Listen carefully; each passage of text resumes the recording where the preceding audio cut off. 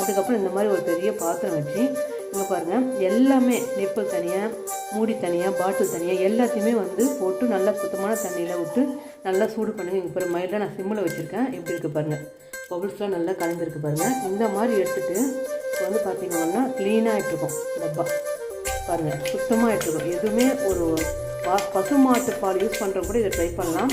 ஏதோ ஒரு வாடையாக எதுவுமே இருக்காது, ரொம்ப க்ளீனாக இருக்கும் பாட்டில். நான் இந்த சில்வர் பாட்டில் வச்சுருக்கேன். இதில் வந்து அளவு தெரியாதுங்க, இதில் கலைக்கு மட்டும் வச்சுக்கோங்க. பிள்ளைங்களுக்கு அளவு ரொம்ப முக்கியம், இதில் அளவு தெரியாது பாருங்கள். எல்லாம் க்ளீனாக இருக்குது, கழுவி எடுக்க வேண்டியதுதான். இது முக்கியமான ஒரு அவேர்னஸ். இதனால் வந்து வாமிட்டிங் வருது, லூஸ் மோஷன் ஆகுது, அதெல்லாம் வந்து இருக்காது இருக்குங்க. ரொம்ப க்ளீனாக கழுவிடலாம். நம்ம இப்போ ஆறிட்ட பிறகு இதில் இருக்கிறது எல்லாத்தையும் சுத்தமாக எடுத்துகிட்டு ஒரு பவுலில் வந்து போட்டு வச்சோம்னா நம்ம 2-3 பாட்டில் வச்சுக்கணுங்க. ஒரு பாட்டிலே மாற்றி நம்ம யூஸ் பண்ணுறதுனால குழந்தைங்களுக்கு வந்து இன்ஃபெக்ஷன் ஆகும், ஃபுட் இன்ஃபெக்ஷன் ஆகும்.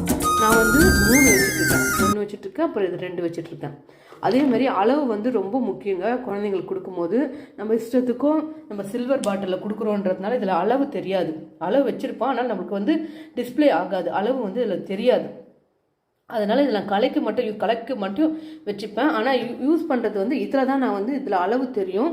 இதுதான் வந்து நான் வந்து கொடுப்பேன். நான் இதில் அளவு நல்லா தெரியுங்க, டிஸ்பிளே ஆகும். இதில் ஊற்றிங்க பாருங்கள், இதில் நல்லா அளவு தெரியுது பாருங்கள், அளவு இருக்குது பாருங்கள். இதில் பாருங்கள் 150 வரைக்கும் இருக்குது பாருங்கள். ரொம்ப முக்கியம், அளவு ரொம்ப முக்கியம். வயிறு ஃபுல்லாக வந்து பிள்ளைங்களுக்கு கொடுக்கக்கூடாதுங்க.